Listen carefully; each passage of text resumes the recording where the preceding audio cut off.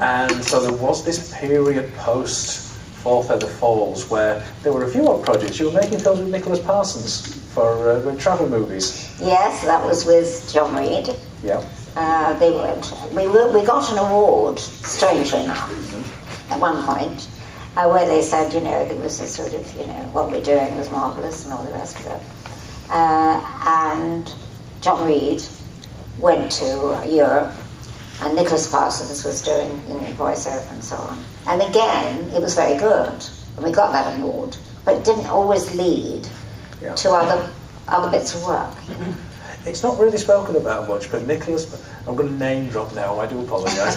Nicholas Parsons was telling me that the Ipswich Road Studios were you made a little film to sort of tie all this European footage together with a comedian who was very famous at the time, Arthur Haynes. Arthur Haynes, yes. You wouldn't put those two together at all when you met them. Nicholas Parsons, who I saw just recently at an event, and he is the son of a doctor. Nothing like, you wouldn't expect him to do any of the things like that. But somehow it worked. And so he was delighted to work with these funny people from Slough. And he still recognises me. Yeah. We're still on speaking terms, yeah. How close was AP Films to closing down before Lou Grade entered your life? Perilously close. To the point, still doing the same thing as I did when I first joined, is that I was cleaning up to see people. This is the days before women would go, which is a bit more important. But that was always my job, to make the coffee and to clean up the lavatories, I knew my place. But we just thought, well, the thing is, we had taken a lot of equipment on, we hadn't paid for it. And then we had a lease, a very expensive lease on the Slough Trading Estate. So we had to find someone to take over the lease and to get us out of trouble with all the film equipment we had. So it was very, very, very close to going out of business. Now you were almost farmed out to different production companies. Oh yes. Alan Taylor says that he met you first on The Adventures of Robin Hood at Walton on Thames. Oh yes, yes. Yeah. Yeah. So do you recall some of the productions that you worked on at the time to help keep the show on the road? Well, help. I could actually. My father, when I'd gone to university, said to me, "Well, if you're going into all this malarkey, you must go to business school, and so you can earn a living." One point when it all goes wrong, so I did, and so I could type. So that was the worst thing I ever did, because I was the one always sent out to some awful place. And I can remember being on the Slough Trading Estate on a lovely sunny day, like today. And that evening, I was going to give a little party for some reason or other. Someone who saw me not long ago said, "Oh, you're always giving parties." I said, "Well, thank God I did, otherwise I'd be working all the time, So I remember sitting in I used to do letters to complaints, people that had found a mouse or something in their chocolate bar. And I remember being amazed that I could only go to the lavatory when they told me I could, So you'd have 10 minutes or something. Mr. Mars would come round, and a funny man with tennis shoes on, and you think, he really is a Mr. Mars. I didn't realise there was. And I didn't know about clocking in and clocking out. So I was doing all stupid things, not because I didn't know. But one day I thought, it's a lovely day and I haven't done anything to this party. So I just walked out one day and they said, "You can't go." I said, "I can't. I've gone." And this is Edinburgh. I wasn't very disciplined. Yeah. So this is sort of just to fill in between jobs for agents. Absolutely. Oh yeah. The only reason I was there was to pay the wages of people. And it's about 2 streets away on Edinburgh Road on the Slough Trading Estate. Yes. I was there in July to see the studios before they got knocked down, and it still smells of Mars bars. Yes. Yeah. Really. Yeah. Yeah, I was amazed at the whole thing. We used to get It shows how long ago it was. We used to get a Woodbine, and I didn't smoke, a Mars bar, Milky Way or something, on our desk. That was it, you know, in case we got, you know, felt we ought to have more. So I found myself smoking when I didn't really smoke, and eating these bars of chocolate. I thought, oh God, no. So I did disappear that day. And I wrote a little note and said sorry, but I had to go. And I said to the guys, sorry, you're the next ones going out and doing work now, because I'm not doing anymore. Was there a Frankie Howard movie that you worked on? Oh, yeah. There was quite a lot of the team worked on, oh, God. uncredited. Bringing up my past now. Frankie Howard, you all know about lip syncing, don't you?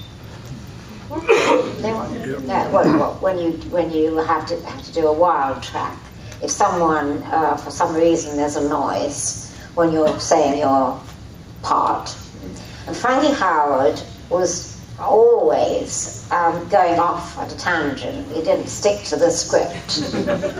Some of it was viewable, and other things it wasn't. So it meant that when we actually had to deliver the film, we had to then fit his mouth movement to the sound that appeared. I think it was very difficult. So I remember working in the cutting room for the first time. I remember Jerry saying to me, now be unobtrusive, Sylvia, because you don't have a ticket, you know, you're not, because they were very hot on that end. And so what's the first thing I did? I went to get my hair done, and for some reason I came out orange or something, because I remember there was an Italian hairdresser. He was cooking spaghetti or something in the back, and I said, don't you think I ought to take this off now? And he said, no, a bit more. Still eating his spaghetti. And I came out orange, so that meant I couldn't be unobtrusive. And I had to have a scarf on the whole time. That was the first catastrophe. And the second one was that I was told you must never lose a piece of film. If you do, you stay behind until you find it. So I thought, of course I wouldn't lose. How could I lose a bit of film? Until somebody that used to work for us, and he knew it all, came into my cutting room and said, I'll help you, Sylvia. And he was like fiddling around with all this. I said, no, don't touch that, because if I can't find it, you know, he said, oh, don't take notice of that. And then he swanned off. And true to thing, I couldn't find the piece of film. So I spent, God knows how many hours trying to do that. And then I thought, you know what? I don't care. So I left that one with hair and the cutting piece, and I'm sure he didn't do it deliberately, but he was showing off a bit, showing me how quickly he could do it. So I thought, no, I don't think so. I mean, cutting was a very interesting thing to do, and I did like that aspect, because it's very hard work, anyone that's been involved. And you make or break a film, or a piece of film that you've just shot. But it was very hard work. And I thought, it still isn't what I was supposed to be doing. So I came out of there, on to the next. And eventually, perhaps you could tell us how the company was introduced to Lou Gray, because the company was on the very brink of folding. Well, it was literally. I can see us all sitting in an empty building on Slough Trading Estate, Les Bowyer's place. Someone had a bottle of gin or something, and we all sat around feeling very sorry for ourselves. I'd cleaned up and we were having drinks. And one of the people that we'd done work for, a man called Frank Sherwin-Green, who was a very well-known producer, but he used to do a lot of titles and bring us a lot of work, very ordinary sort of work. And he said, no, you people can't give up now. He said, I'm going to introduce you to someone I know, and he might be able to help. Well, that someone, eventually, was Lou Gray, who we'd never heard of. We had no idea who he was. He had just arrived on the screen for television. I used to do movies or anything like that, and he was very well known eventually. And we showed him what we'd done. And I'd written something as well, and I sent a little book to him. And I suppose he thought, well, these people are quite interesting. They don't mind how hard they work. They don't get very much money. And maybe there's something there. And that was the beginning of, and when he saw Full Figure Falls and thought, well, this is good stuff. And maybe it was also to get one over on Granada, I don't know. But there was a lot of rivalry that went on. I can't sweat that. So that was the beginning of him really being our saviour. This was the very earliest days of commercial television in Britain, and I suppose it's there was one of the reasons why the company was set up in the first place was that there were a lot of opportunities for making short films, making adverts, which weren't there before. Yeah. I mean, did you find that that's one reason why there were more opportunities in the film industry at that point in the 50s? I think there were, but I think the main thing was, to be totally honest, is we had one foot in the door of what we called film business. And if you want something enough, you take anything that's coming along. Yeah. In order to live, to eat. And we'd all cashed in insurance policies to get money on our houses, everything. So we were now on a roll as far as we were concerned. And we're so optimistic that we only saw Granada really as just a little step in the wrong direction, but it'll be all right, that's what youth is, isn't it, really? Can we remember youth? Yeah? I can't, they do. But I think that's what it was. It was enthusiasm and belief in ourselves. And this was just another thing on the road we'd have to get over. Yeah. And by this point, you'd even, which I almost forgot to mention, had made a live-action film. The Great Crossroads to Crime. Yes, that's right. I don't think anyone's ever seen it, have they? Yes. Sure. Oh, yes, oh dear, I'm sorry. To an extent, it's my fault it came back. It's another thing I've got to apologise for. Oh no, actually, I rather like it, but it was many years ago I found it in a film catalogue. Good God. Remind me not to come to one of your showings. It's my fault it's kind of my fault that it came back. Oh dear. I rather like it. Did you? Yeah. I'm not sure the way you said that. I've seen a lot of the other films. I've seen a lot of the similar B movies made at the time. And it's got a bit of life to it. Wasn't too bad.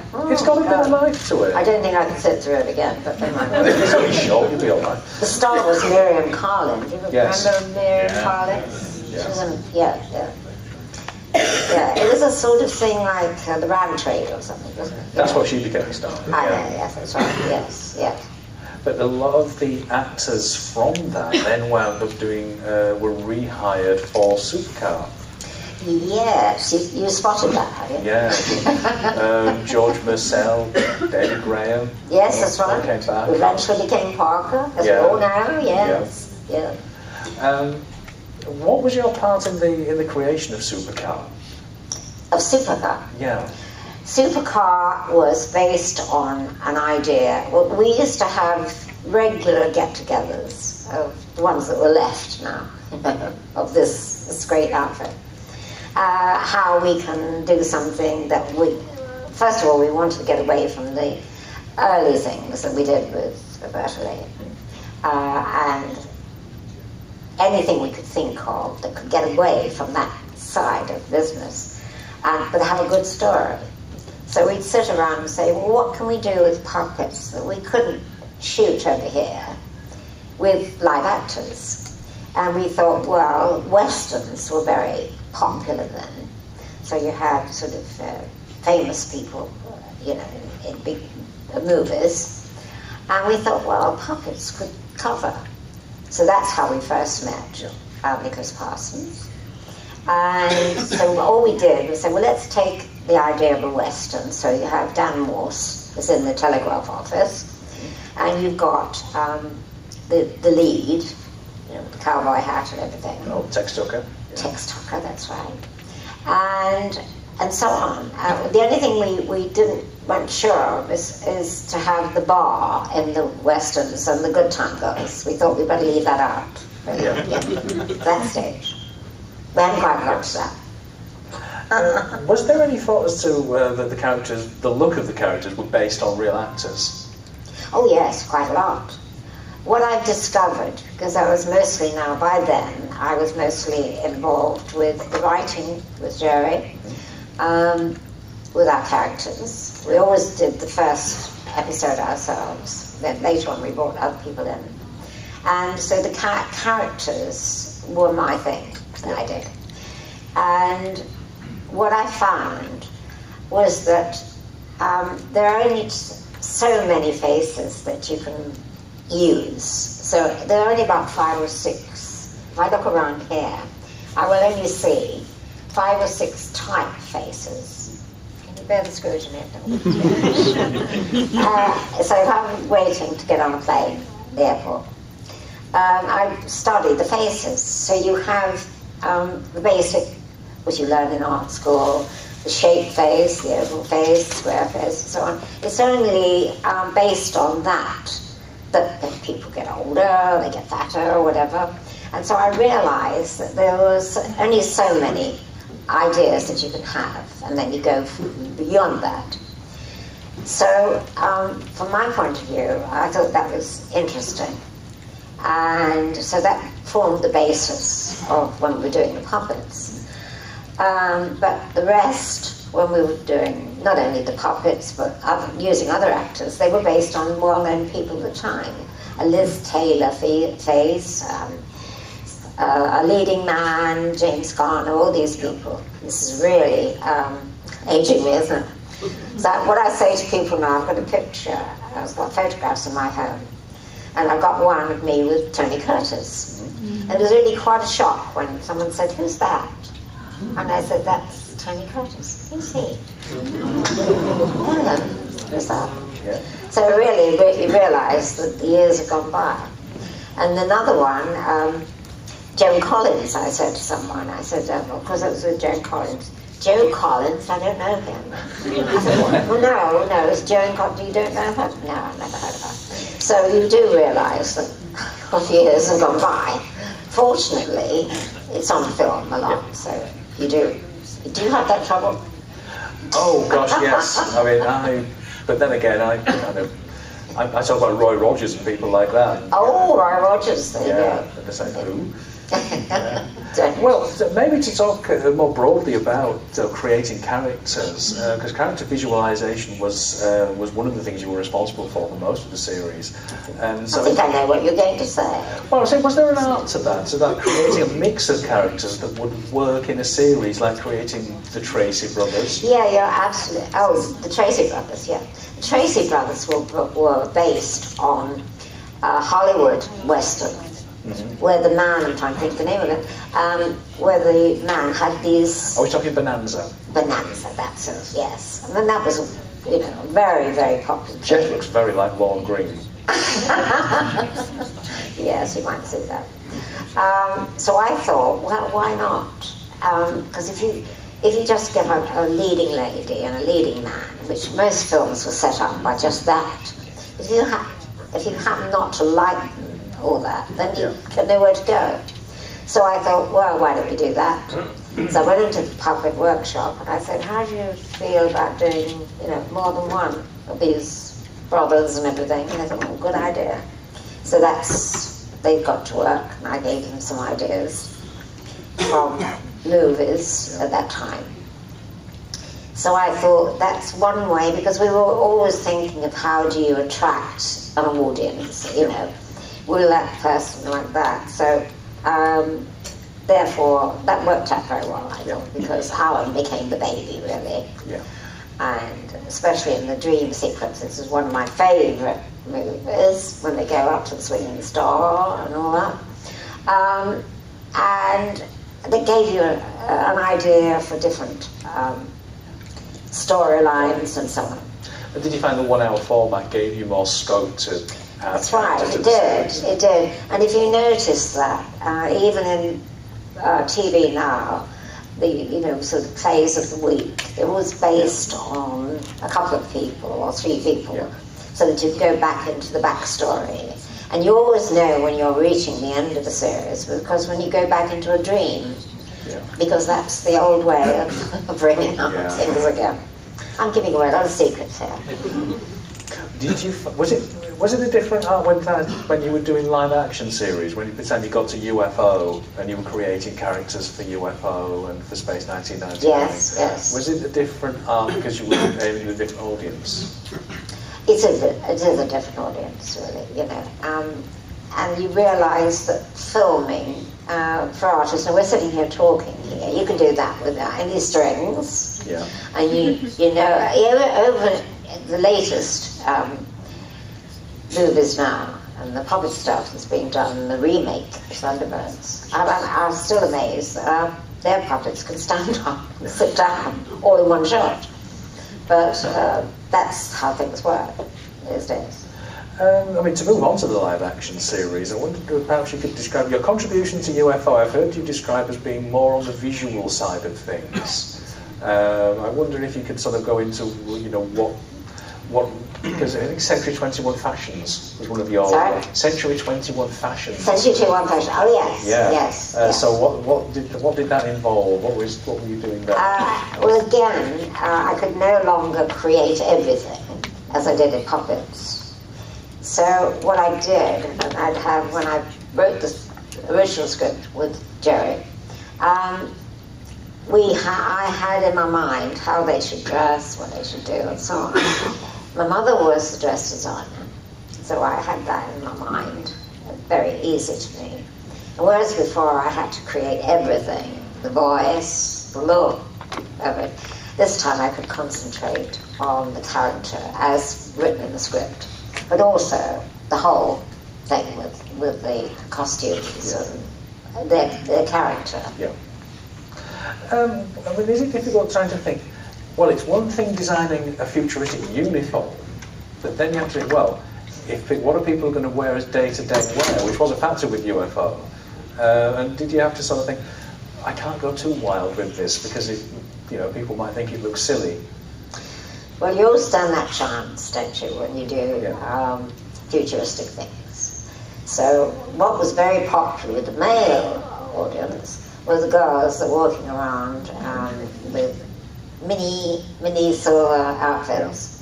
And I do remember one, and I'm sure I've told this many times over the years, but we had Ed Bishop, was a very serious, earnest actor, very, very nice. And we cast him as Straker in our grown-up movies. But I thought, well, he needs to look a bit more, leading man more. So I took him to one of the leading wig makers and everything. Yeah. And they put a wig on him, and he looked like, you don't know who Shirley Temple is, but she looked like Shirley Temple. And he had curls or something, and his hair was down here, and he looked, oh, I can't do that. Just a minute, I haven't finished yet. So they cut his hair and made it very nice, but they dyed it a blonde. And they gave him a tan, and suddenly no one recognised him when he came off the set. When we were filming, he'd just go anywhere, but when he was in costume, he was great. So that way, I influenced their look. Ed's personal fashion sense was a little idiosyncratic. And I remember him saying once that you did a certain amount of restyling on his sort of day-to-day fashion. Yes. You got rid of the bow tie. Yes. Yes, it came back. They came back, that's right. Yeah, bow ties are cool. And then no buttons, was it? Yeah. Velcro. Now, Ed Bishop, was there any thought of casting anybody else as Ed Straker? Because you'd worked with Ed on Captain Scars and the Mistrons, on Doppelganger, which you were co-producer on. Yes. Was it immediately, yes, this is Ed Bishop's part, or was there some casting process? Well, there's always casting process. Some people we used quite often with different sort of aspects. But I think I got quite a kick out of having, it was beneath, the offices were beneath the studio, of course. So you didn't want people walking around looking, because it was a secret organisation, you forgot about it. Yeah. So I thought, well, he's got to be someone that looks quite dull when he goes into the office in the morning. But while he is there in his duties as straker, he's got to look different. So it was a case of making him look one thing for the studio, another thing for the organisation. So there's method in my madness. So. Now, I think I can say with some degree of confidence, we all kind of love UFO. It's a wonderful series, but it was the last thing that Century 21 did. Yes, I was very sorry about that, because I think we had lots of possibilities still that we hadn't yet explored in that. In fact, they put it on in Southern television, how far back we're going. And Southern voted it. They very often put things on that hadn't quite succeeded or were repeated. And that was voted as the most successful of the repeats, if you like. That people really had missed it, or they actually liked it. So I was well pleased about that, but for whatever reason, you see, don't forget, we weren't in charge of what goes on the screen and what is pulled back. So now I think it's much more, you probably have this on Facebook or something, wouldn't you? You say, bring back you know, bring back this. Or, you see, I don't know much about these things, but I know that people get up in arms if something is taken off that they like. We didn't have any of that then. Well, the entire series had been filmed, of course, before an episode had ever been screened. Yeah. I think the first screening was like about a week after you'd wrapped the last episode. It was all done. Yeah. You couldn't do much about it then. Yeah. And we'd give a few showings, but only to the big bosses. Yeah. And they weren't about to say, spent all this money, you know. But so that was really a drawback. That really upset me a lot, because I just felt there were a lot of interesting things there. Yeah. One of the things I used to do is experiment, not totally, but I remember sitting in my office on the street, you see, wearing a purple wig and thinking to myself, I'll try this out to see what people would think of it. And you know, no one commented on it at all. I sat behind my desk. I think we had the unions came down, and they still looked at me like, you know, strange woman. But no one made. I tried to do a bit of market research, if you like. Yeah. It didn't work at all. They just saw me as Sylvia going to one of her funny turns and experiments. So I just thought, hell, I'm going to do it anyway. And in those days, I have to say, we were very fortunate to have someone like Lou Grade as our boss, because he let us get on with it. Yeah. And he used to say, he'd bring me on Lady Penelope, when we got to that stage. The only comment he made to me was that, Sylvia, don't make her too posh. I said, Lou, she's a lady, and she's living in a stately home. He said, well, you know what I mean. I said, yeah, I know what you mean. And I didn't do anything different. So we don't have all these endless committee meetings now that you have. I've been to, where you go. And you've got half a dozen people giving different views. And the minute you ask more than one or two people what they think of the script, you're in for trouble. Because everyone's got an opinion. And so your original thought, so, oh, they're not good now, are they? So you have to con your way a bit through these things. We don't call it conning, do we? We call it exploring. Blue sky thinking. Was it difficult? I mean, you and Jerry were creating a new series format pretty well every year for a while. Yeah, I know. I mean, was that difficult?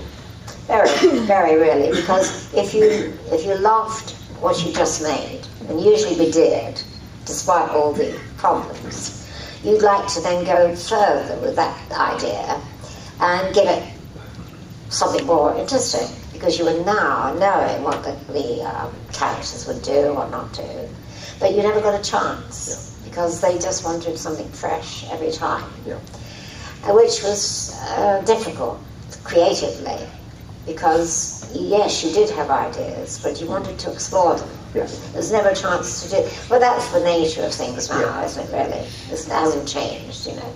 Unless you hit the jackpot in the first few episodes, you're off, you know, especially in America. But you must have thought you'd hit the jackpot with Thunderbirds, only to find it suddenly pulled from under you. And do you remember your reaction when you learned Lou Gray didn't want a full second series of that? Yeah, it was all very difficult in those days. There were he was really the masters were the Americans who were going to buy. We had difficulty with the puppets, obviously, because they didn't like puppets, full stop. And unless you were Walt Disney or something that did that stuff, which obviously we couldn't afford to do, you had a bad start before you even began. But when it came to other things creatively, I know that I especially were just getting a character right. Then, by the way, we've got to think of another one, you know. So it was difficult. I mean, the last of the puppet series was The Secret Service, which is a very experimental format.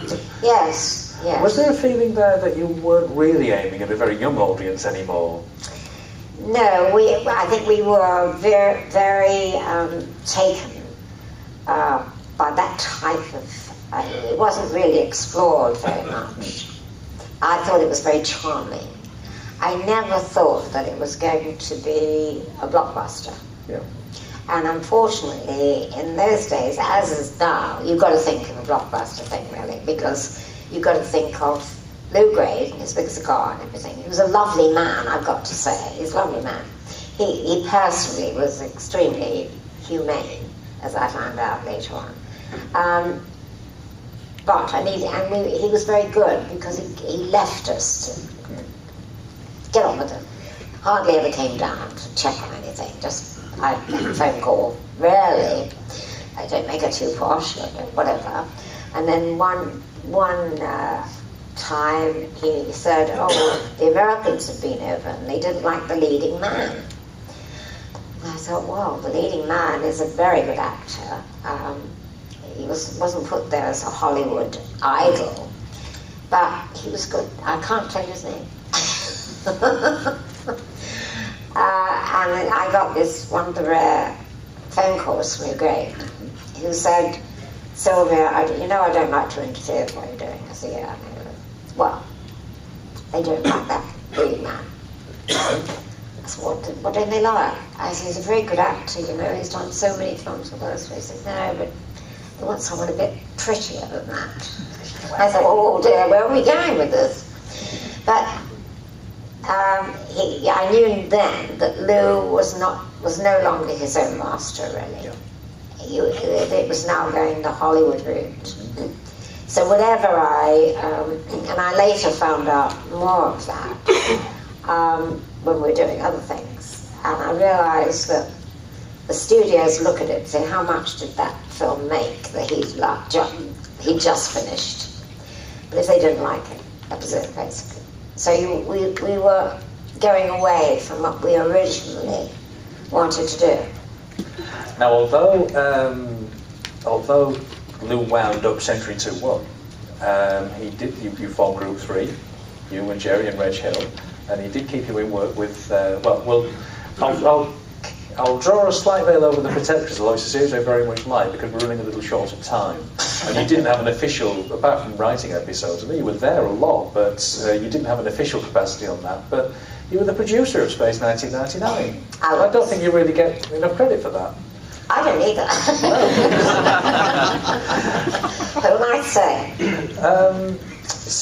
But by now you're dealing with Hollywood egos. I should say so. Stars.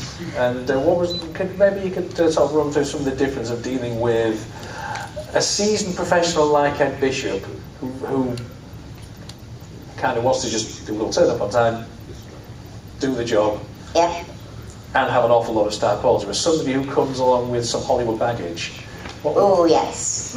Unfortunately, you do get Hollywood baggage from Hollywood people. I mean, they insisted, Martin Landau and Bob Bay. In fact, I saw him not long ago in the flesh. I did an event in Manchester, and I really wasn't quite ready to be very friendly to him, some things. But he made a point of, Sylvia, it's lovely to see you. And I said, yeah. He said, I'm sorry that we weren't very well behaved. I said, oh, thank you for that. I said, you know, because it turned out that they weren't very grateful. And at a time when I really needed someone maybe to say, how are you, Sylvia, or whatever, they didn't bother. They didn't bother. And it was only when I worked then for HBO, which I did for a number of years, happily, I've got to say, that they found out that I was representing a very big outfit, and that Barbara Bain, I was in Hollywood at the time, who sought me out and said, oh, we're so sorry we didn't come and see you. And I said, don't worry about it. And I just got a bit of satisfaction to say that I'm now in a situation where I could cast you in a film, you know. But, not very nice, I know, but I enjoyed it. So you do get those rewards sometimes if you hang on long enough. Yeah. But yeah, I mean, then they're longer together and all the rest of it. But they did put us through the hill. I mean, really. I was told or asked by Lou Gray never gave me orders, I've got to say. He always said, "What do you think?" And, you know, that goes a long way. If you're talking to someone, you're doing something creative, you want someone to say that to you. You don't say, do that, you know. And for that, I valued him. Because he said, first of all, to me, never give me a script, because I don't understand scripts. I thought that's honest of him. So I never did. And also, don't give me anything where the music hasn't been put on and it isn't the right thing. I want to see it when it's complete. Just bring me what you think is the complete thing. So in other words, he didn't want to see anything where the music wasn't dubbed on, but he was honest enough to say that. Some people just pretend they know, but they don't. So I had a lot of time for him, and for me personally, when things went wrong, on a personal basis, he was there for me. So I've always felt that what you see is what you got with Lou Grade, but I wouldn't sneer at him, because we owed a lot to him. We really did. What was I saying? But Lou Grade was quite sneered at in the entertainment industry. It was snobbery. It was snobbery. They used to have meetings every so often of different people in TV and so on and so forth. And unless it was the Shakespeare Company, they didn't want to know it, you know. I like the Shakespeare Company, but not to the exclusion of anything else. I like to see something that's well done. And because they accused us of always doing something with an American accent, well, that gave a lot of work to a lot of English people who were working, the set builders, and, you know, recently, you know, you see us on the set out in Pinewood, and you see how many people are working on things that are English, and it has been put with English money. But there was always a snobbery about that. What was I saying? I forgot. I've lost my train of thought then. Well, as it happens, we've quite run out of time, and I'm sure we can all stop here for another hour. Once you get me started, you see. Once you get me started, you wind me up. Yeah. But thank you so much for coming. I've had an absolute ball listening to you. Thank you so much. You're very welcome.